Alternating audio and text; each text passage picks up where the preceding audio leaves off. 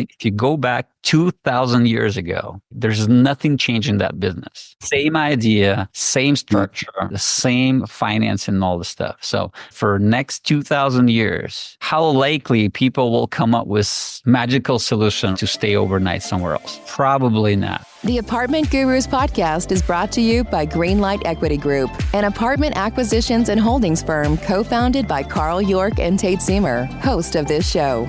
We offer you the opportunity to be an owner of cash-flowing, wealth-growing apartments without the headaches of being a landlord. These assets are recession-resistant, risk-mitigated, offer significant tax advantages, and are a great alternative to the stock market. Ready to check it out? Go to www.investwithgreenlight.com today to book a personal consultation with Carl or Tate. Again, that's investwithgreenlight.com. We look forward to meeting you. Welcome to The Apartment Gurus, where twice a week, host Tate Siemer brings you deep dive interviews with the wisest gurus in the apartment investing industry.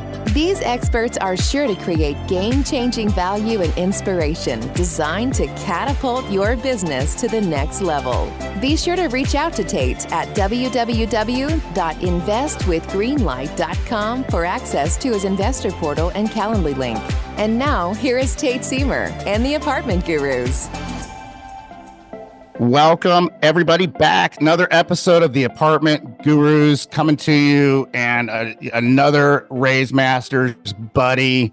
Raise Masters gets mentioned on the show all the time, and it's just worth talking about, right? And again, no official affiliation other than being a member and a raving fan, and having achieved some amazing partnerships and results myself. For our firm Greenlight Equity Group, getting we got a $17.3 million deal done in 2023. Specifically, wouldn't have happened without Raise Masters. Let's just put it that way. We found the equity partner we needed in Raise Masters, and this is by no means an ad. But I'll just say, go check Raise Masters out if you're in the capital raising space, if you're in syndication. I think the bigger point to speak to is it's all about the room that you put yourself in, right? And there's just nothing more powerful than showing up to a network that, in this case, it's all high level capital raisers, syndicators. Almost everybody's doing real estate. Many people like myself doing multifamily. And today, and we've had a number of, as you guys know, a number of Raise Masters members that are just up to big things, doing things in big, good ways in the space, and are incredible colleagues, and people that I can learn from myself, and people that I know you guys can learn a ton from. So today we've got Igor Shaltanov. I know your name. It's perfect. It was hard to get out. Shaltanov. And Igor has a fund. So you want to check out avistafund.com, AVISTA fund.com. Check out what he's doing there. And we're going to talk about what it means to have a fund, what a fund is, and how Igor is doing his, and what his fund is about, and what their strategy is, their investment thesis. And we were just talking a little bit off air before the recording about an exciting deal that Igor is currently in, and we will talk about that a little bit. And this is going to be one of those episodes that you can just kind of learn from hearing from Igor and really myself. We've got an active deal under LOI right now, and almost a PSA, and something we're super excited about. So the cool thing about this show is you get the perspective of people that are in deals in the industry all day, every day, digging for deals, digging for dollars. That's the name of the game, right? And Igor is just an awesome example of this. And so, Igor, it's awesome to have you on the show, man. Welcome to the Apartment Gurus. Oh, you're on mute, bud. Just a second. Yes. Sorry, guys. And thank you very much for having me. Yeah. It's been like a couple rescheduled things, but again, I'm happy it's all worked out. And I just want to say a couple of good words about Raise Masters, because, absolutely rock and rolling, right? The community, the support, the ideas, like every time I going to that meeting, right? I just, oh my goodness, there's so much things I can improve and get better, right? And thank you very much for Hunter Thompson putting together. Speaking of Avista Fund, again, Hey, real quick before you go away from that, talk about your journey a little bit. Yeah, I mean the whole journey in real estate, but talk a little bit too about like how. Again, just not, I mean, in this case, we're talking about raise masters, but it's again, just being like putting yourself in a room of like go-getters that have results, are achieving results now, and that are, all very, very contribution focused, very sort of, value add type people. Talk about how that's, changed and enhanced your path, if you will, too. So yeah, just start us off kind of the beginning, if you would, Igor, with the, business and real estate. Yeah, I would go back to my, because I got 3 different lives, like I would love to refer to, right? And then the first one was professional. So I play professional water polo in Europe. And, awesome. and it's a little artificial. An amazing sport, man. Yeah, that's an amazing, like a very unique sport as well. Not a lot of people do that. Actually, I'm in California, and it's a lot of people who's playing in California because of the weather, right? And it's open pools and stuff like fascinating. That. Yeah. I don't know anybody that's ever played water polo, but it looks so hard. Yeah, it's tough. It's the water resistance, and there's a lot of resistance from the players as well. So you multiply that, and you exhaust it by the end of the first half, I would say. So playing professional sports, I would say it's artificial life. Why? Because you enjoy what you're doing. You're playing sports. It looks fun from outside. It's a lot of stress from inside, right? But then you get the money by the end of the week, by the end of the month, year, and a lot of expenses paid for, right? Because you basically invited by a professional team, which is saying you got this is paid, this is paid, this. So you got a lot of spare capital. If you, how do you say that? If you thinking about your future in advance, right? A lot of people don't, and then they spend it on nightclubs, right? And the girls and the cars and, jewelry or whatever you can put your hands on, right? But then for some people, they're like, okay, what can I do with that? And why I'm talking about that, because that was my first inspiration of what do you do with the excess of capital? What do you do with the excess of cash, right? And my journey, because I was born in Russia, and my journey started in Moscow when I just got my first apartment. I rented to the people, and the aha moment was, oh, you can get people place to live, and they exchange it to the value for yourself, right? And that was fascinating, right? Because a lot of times it's going to equal average salary, just a normal person. So basically, if you got a place and it's all paid for, because remember, there's no such a thing like a mortgage, right? It's got to be cash if you want to buy something. I'm talking about 1999, 1995, right? Yep. So you get cash, you exchange it to the real estate, you rent it to the people, right? And for me, it was all new. I'm talking about it right now, but then back then, just imagine, right? I'm not capitalist education, so I didn't have like economic. Well, and there wasn't bigger pockets. There wasn't. There weren't podcasts. There weren't. There maybe were a few books and in maybe like those late night infomercial type programs, but not a whole lot else, man. Not exposure, right, to anything like what's the NLI, ROI. So it just all. Okay, what do you actually do? What are the people doing? So, and then there's, a couple of different options, which is very, very high risk. And I understand that right now. I can speak about that right now. But then back in your 20s, you're like, oh my goodness, that's a great idea. Let's do it. And boom, it's busted, right? So why? Because it's very, very high risk, right? High return, high risk. Basically, so when I'm going to talk about the second life, right? Which is I moved to United States and I became like a father, right, of the kids. And then, life started to settle down. We opened the business started to again make money, right? And then that's the second event when I had a capital event. So when you say you opened the business, what does that look like? Yeah. So it was the professional. My wife was professional basketball player. Myself was professional water polo player. So when we moved in 2010 in the United States, we were like, okay, what are we going to do? Because again, the question was, are you guys coming back back to Moscow, Russia? And we said, we don't know, because I just quit my job. After my professional water polo, I had a law degree and the PE teacher and coach degree. So both of those, I was working as a lawyer, right? And then I became the court clerk. I was the assistant judge, right, in the court.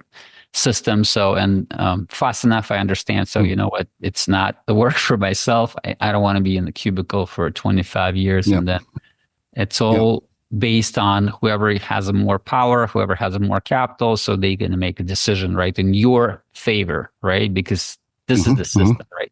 So basically, I quit that. We moved in. So, and then the only thing we can do, it's like doing the basketball academy. Why? Because we look at the profile. I have water polo profile. My wife has a basketball profile.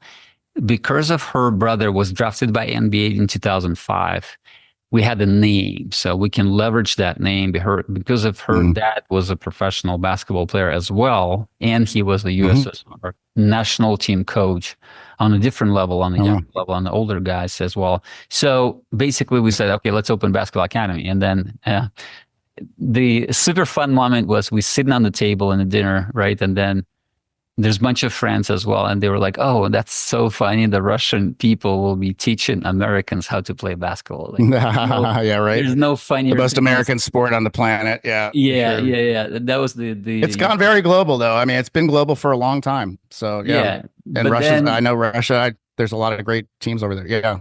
Absolutely. Yeah. So, but then you know what? So let's fast forward a bit. So let's get into talk about how you got to kind of your current real estate format, if you will.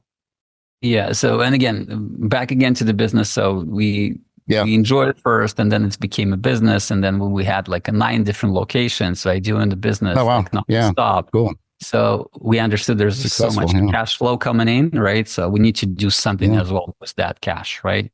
So from 2015, my brain was, I remove myself from operations as much as I can. And my brain was, okay, how you do invest the capital at the fastest growing pace possible, right? And I started to explore in the US territory. Okay, there's stock market. We hire like professional advisor for that. And there's different routes of like cryptocurrency. You start to explore that. And the real estate was always on the background, always. Like I had probably 9 units back then when that time came.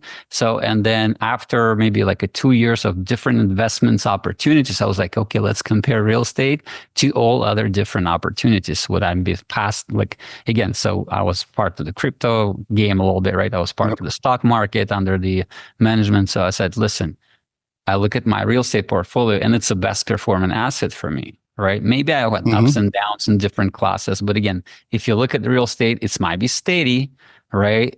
Have I lost the principle of my balance? No, never. I was like, wow, that's probably number one, what I want to go towards to, right? I don't want to lose anything, right? Number one. And then, okay, the growth was different, like 10%, 20%, different project. I got single family, like 4 units, right? And they all different performance. But then at the end of the day, I was like, okay, I want to stick to one thing. I just want to focus on the one thing, move to the real estate and scale that business as much as possible. And then I start to explore. So let me just, sorry to interrupt you. There's a couple of takeaways here that I think are huge. And this is a subtle one, and you kind of breezed by it, but you talked about how you took yourself out of operations of your business. Yeah. And to me, like that was a key decision for you. I mean, if you hadn't done that, you wouldn't have been able to do what you did next, right? And I think for listeners, like, take a look at like what can you outsource and leverage, right? And then one good exercise here is to figure out like what you're worth hourly, right? And a lot of you are probably worth hundreds of dollars an hour. So if you can pay somebody 20, 30, even $50 an hour to outsource stuff out of your life, out of your business, out of operations. And then free yourself up to go high level and pursue the strategies and relationships, right? Because it all comes down to relationships.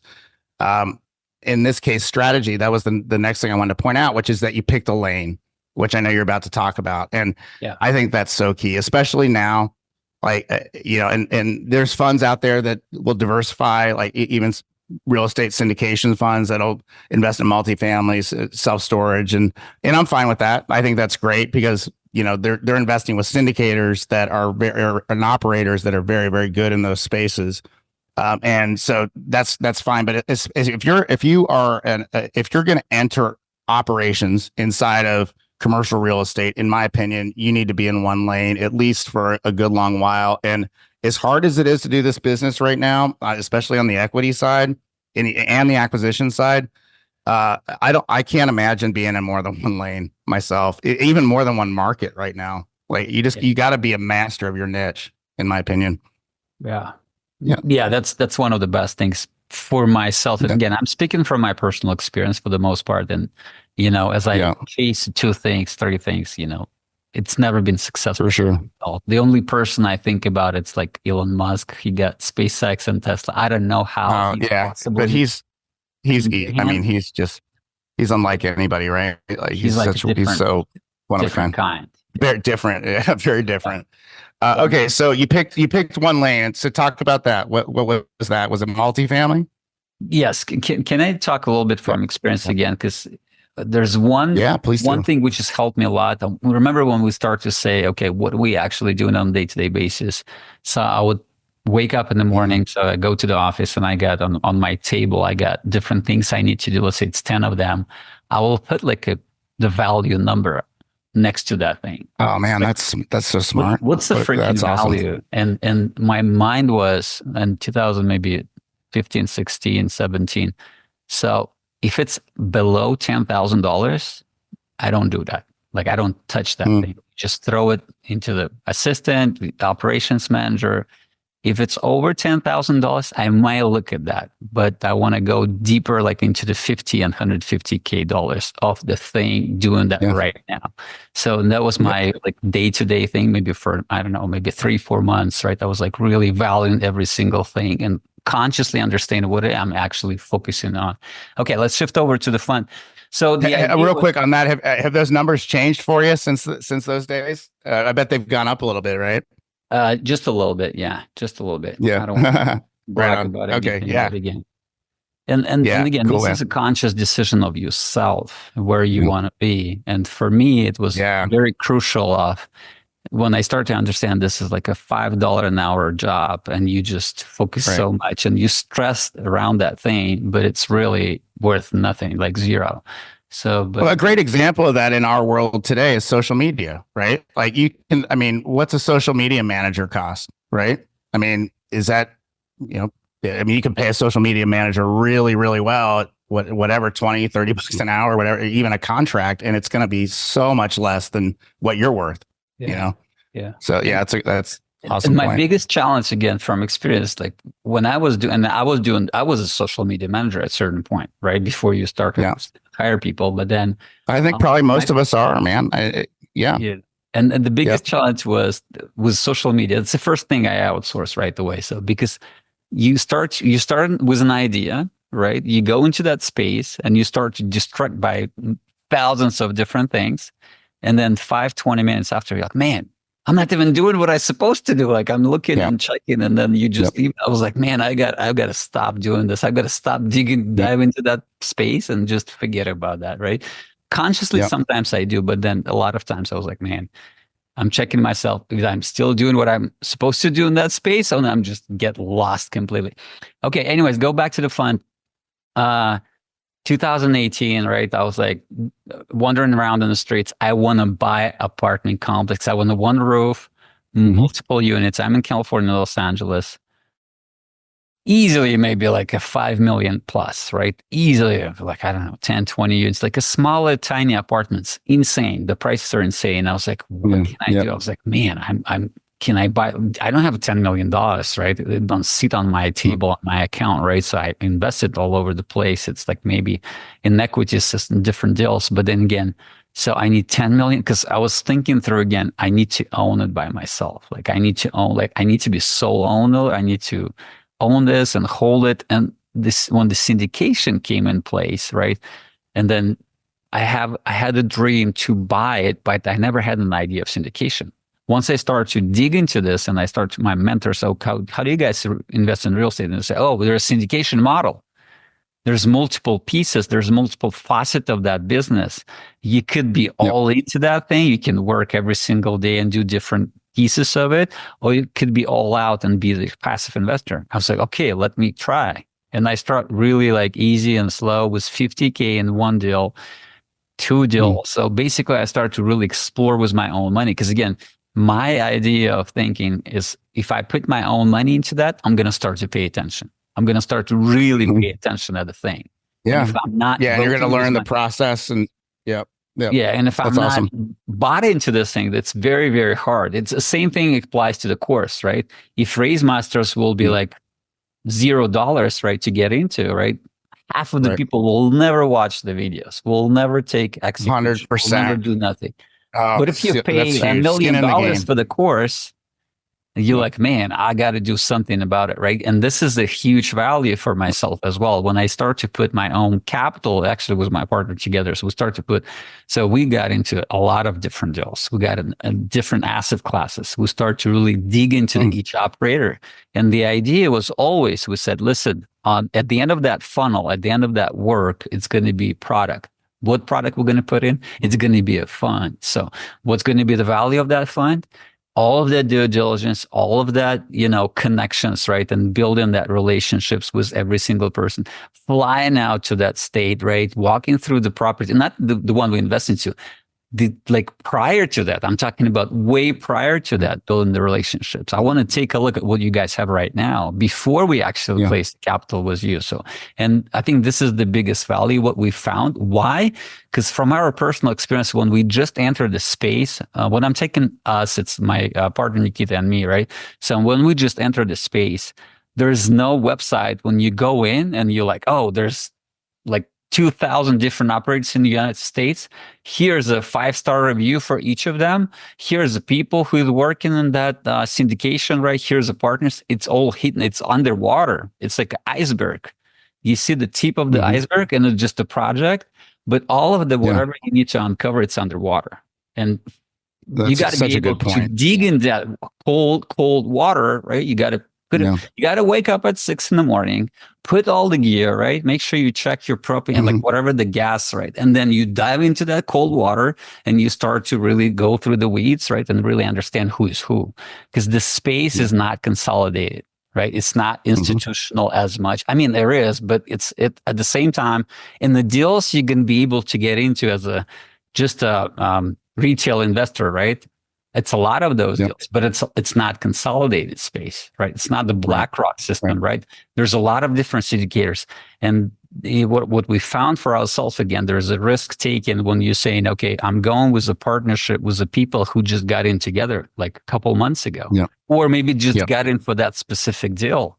And then down the road, 6 months after, like, oh, this person doesn't want to work with this person, right? It's all falling apart. Nobody wants to take care of the deal. So that was the process for ourselves. I'm talking about for our personal capital right now to really understand who is established company. Maybe they're not big enough, right? Yet they're still in the process of the growth and could be part of that process, right? And like very stable process. Yeah. Yeah.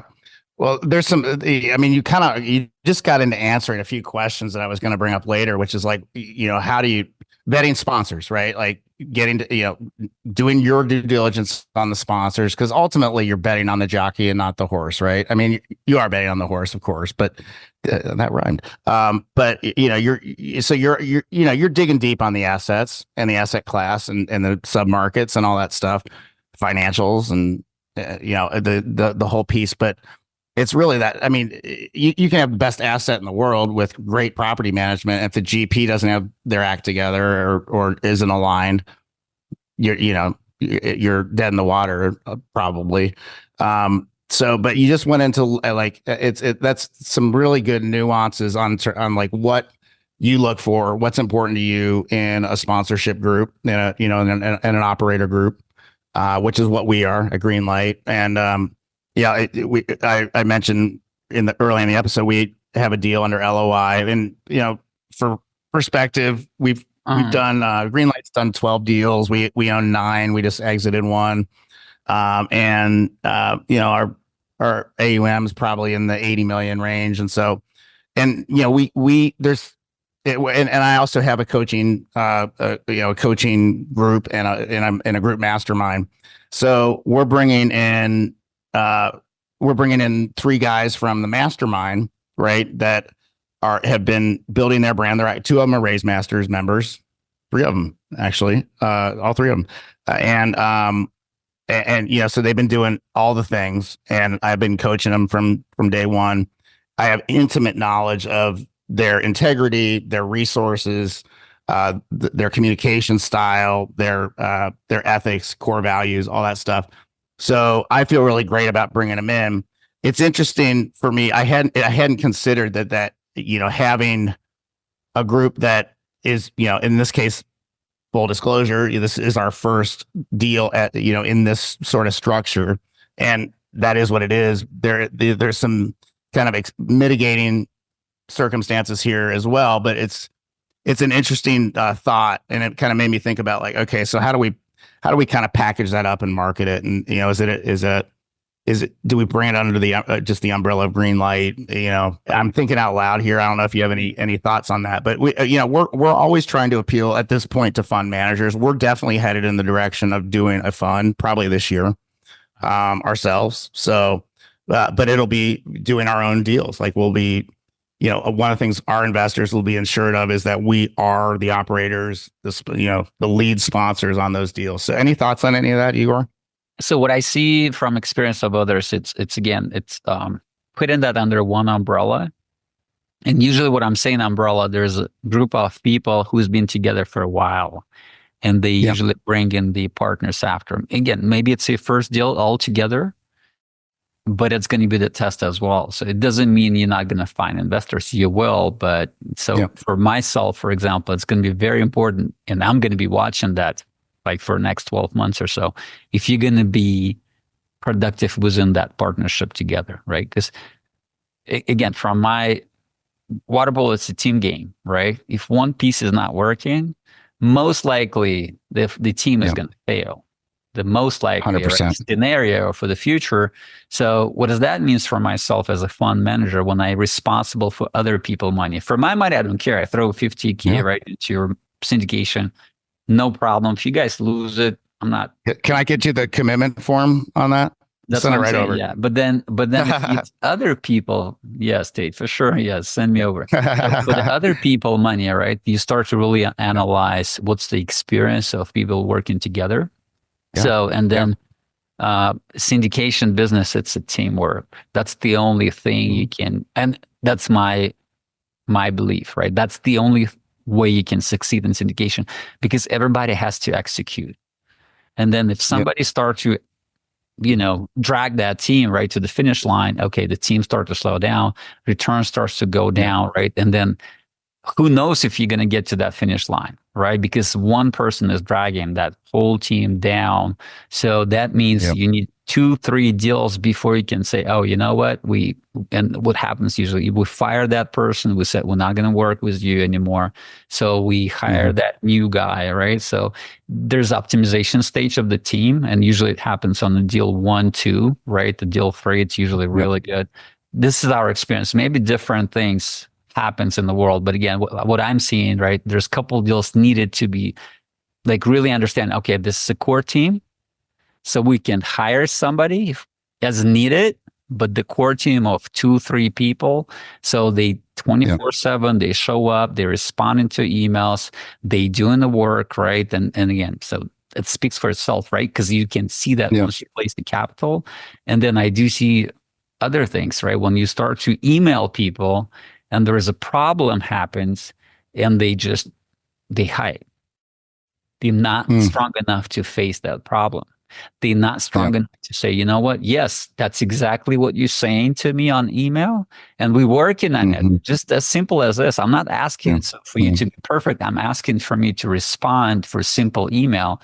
And we do have that experience as well. So, and we're lucky if it's our own capital. But again, so when you start to be responsible for people, let's say they bet on that money to go to college for kids 2-3 years from now, and you call them and say, sorry, your child is not going to go to college, right? He's going to go to blah, blah, blah, you name it. Right? That's huge. That's a great example. Yeah, that's a big issue, right? So what I'm saying is I'm taking that very seriously on the team level. So I'm speaking through the team right now in syndication. So if that team been together through a couple different things, which is shake out things, not the positive experience, but the shake out things, that what usually team becomes a team, right? When they say, listen, I got you back now, man. Don't worry about that. I'll pull it forward. You take care of this piece, right? So, and that's for myself again. I love how you speak to the obligation and I guess that's the best word. To me, it's a sacred trust that investors put in you. You have to bring your A game. You got to do the very best you can do by your investors. First, foremost, end of story, right? Like it's everything in this business. And then you also speak really well towards the importance of transparency and just full disclosure all the time. Over disclose as sponsors, lead sponsors, or in business in general. And do what you say you're going to do. And if for some reason you can't, clean it up, communicate, make a new commitment, and do the best you can. So I think if you I'd love to hear about your Avista fund.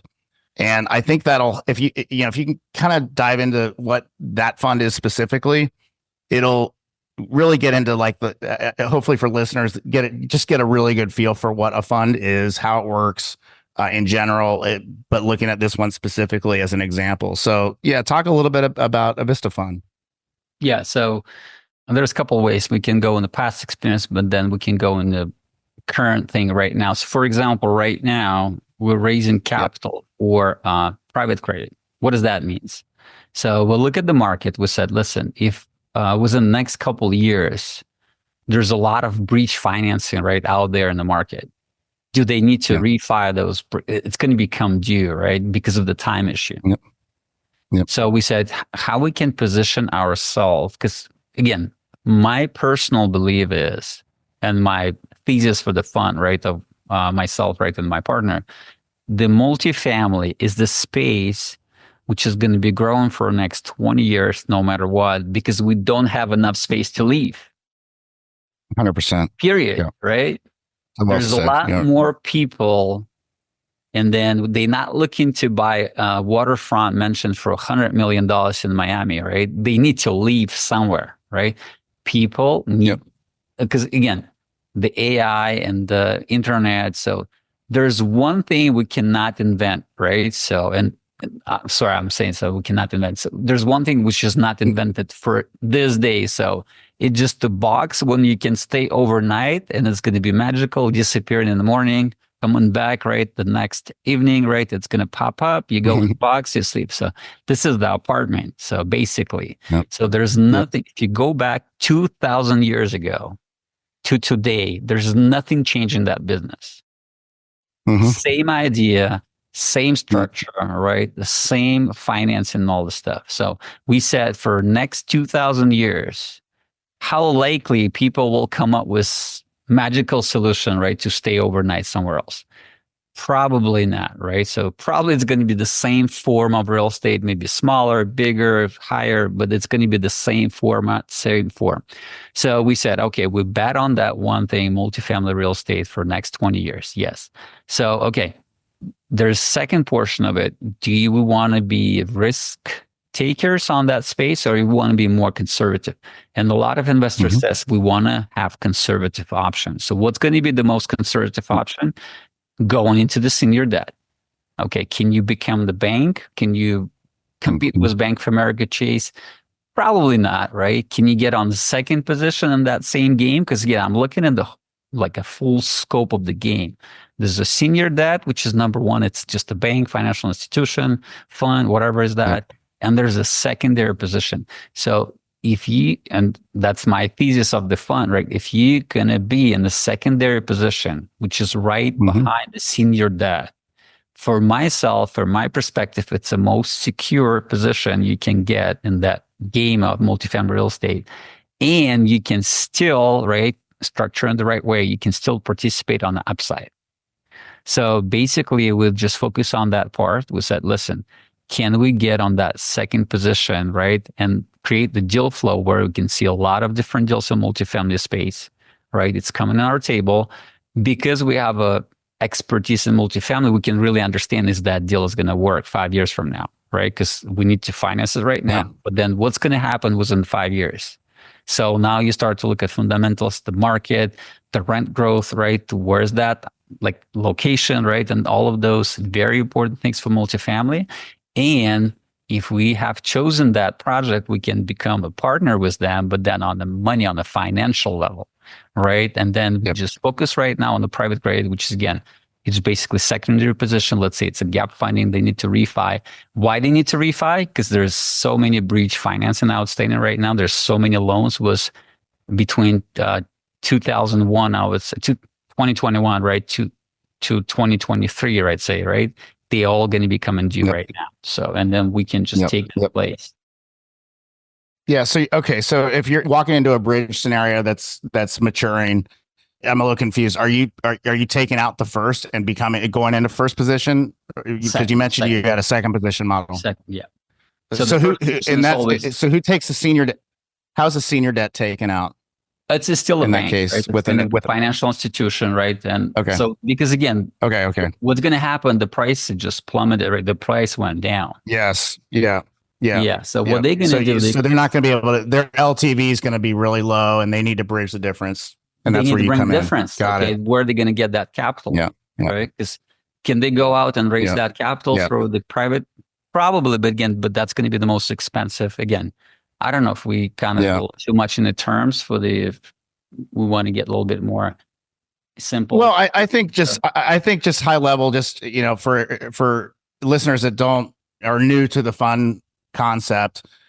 Basically a fund is the same as an individual deal in that you've got a syndication where a syndication just means you're bringing multiple sources of capital together into one entity, essentially. And you can do that with anything, but just about. You can syndicate, a boat, right? Or an island or whatever. In real estate, it's a really great way of getting deals done. And it's a great way for investors to do very well, be in pretty risk, especially in multifamily and even self-storage, mobile home parks, like be pretty risk mitigated and secure. Like, again, Igor spoke about, the loss of principal balance. I mean, it definitely happens, and it's happening. You kind of spoke to how it's happening right now, in some cases, but nonetheless, it's just a great vehicle, can be a really great vehicle, and a syndication into a specific property deal, which is how we're raising capital right now at Greenlight, or into a fund. And so you invest into a fund, and the fund has an operator, and that operator is typically, authorized and, charged with placing the capital from that fund into different opportunities with people like us or other lead sponsors, right? I pretty much capture that in a 60-second nutshell. Yeah. Thank you. Anything you'd add? Yeah. The one thing I want to add, just again, data position, again, this thinking and that strategy will give you the opportunity to receive the deal on your table, not to chase the deal after, right? Yeah.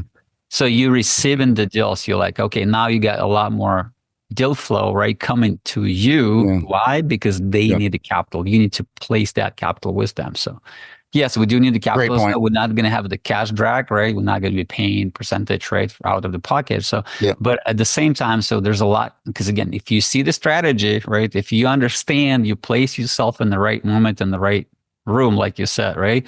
They need to refi. No matter what, they will.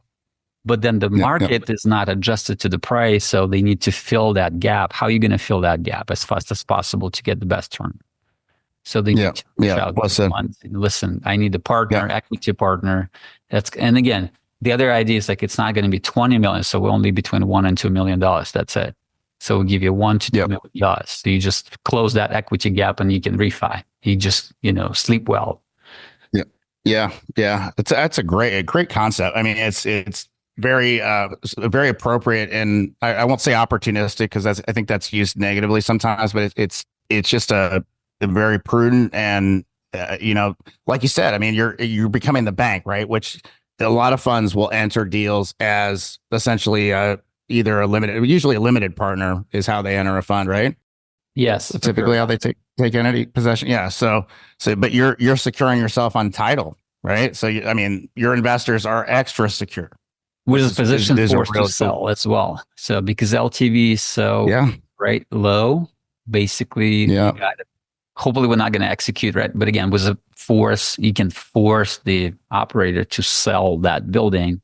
Yeah. And imagine, so you got 65% LTV all in, right? And it's very hard to lose the capital, very hard, right? So that's a big drop. Yeah. The LP, right, guys? So they might lose that percentage, right? Yeah. Because you all paid towards the end of that thing, right? Brilliant concept. Did you catch this from somebody else? You come up with this on your own? It's really cool. It's really, it's new to me. It's an awesome concept. I love it. For sure. Yeah. It's Aspen Fund, Ben Fraser, and then Bob Fraser, for sure. That's their concept. That's what they do. Yeah. Okay. Yeah. And, fellow Raise Masters, heavy hitters in the industry. Really awesome. So listeners, check out again, Avista Fund. Is that really the best place for people to reach in general, Igor? So there's a couple of things we have. It's winrealestategame.com. That's the ebook, right? And coming from the sports background, that's the winning strategy for syndications. And then the second one, it's igor@avistafund.com. They can shoot me email always. We'll be happy to reach, to respond to any questions you get. So winrealestategame.com. Listeners, you'll get the ebook, the Igor's ebook. And then also on the avistafund.com site, there's an awesome downloadable due diligence checklist for limited partners, right? So your passive investors. Absolutely. Huge value there. Awesome stuff. Igor, any last thoughts here, man? This has been super just inspirational, powerful, and incredibly informative. So thank you. Any kind of final thoughts to wrap this up? Final thoughts. Thank you for having me, Tate. It's always a pleasure to see the Raise Masters, right? And, mutual respect always. And I'm learning as much as you are from my conversation. And, you're doing the great things. And I wish you good luck, and all the listeners good luck in the real estate space. Yep. So, listeners, hopefully you see, we're just like Igor and I we love this stuff, and we love what we're doing. We love the network we're in. We love being networked together and being able to kind of have a jam session here and produce as much for you guys as we can. I mean, and I know Igor well enough, and certainly know myself well enough to say that it's a very authentic priority and intention that we have to create as much value and success around us as we can, because that's how ultimately how we all become successful is making as many people around us successful as possible. So, Igor, thanks, man, and really enjoyed it. Listeners, thank you. I love you guys, and excited to be back. And it's we took a pretty healthy little chunk of time off, transitioning down here to Mexico, and it feels really, really good to be having these super high level conversations and learning and processing and brainstorming all this stuff. So thanks for listening, everybody, and we'll see you on the next one. Take care, everybody. Thank you, Tate. Have a good day. This episode of The Apartment Guys is being brought to you by Greenlight Equity Group. Greenlight Equity Group acquires and operates cash-flowing multifamily assets in progressive metropolitan markets such as Salt Lake City, Idaho, San Antonio, Oklahoma City, and Columbus, Ohio. Greenlight targets consistent, solid returns for its investors and a healthy environment for residents by operating high-quality, safe, clean, affordable apartment communities.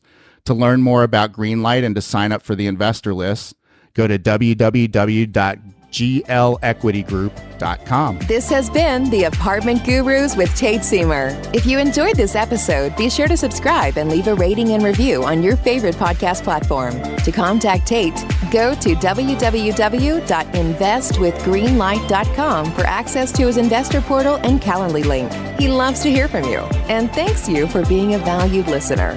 Just a reminder that you are the guru. See you on the next episode of The Apartment Gurus.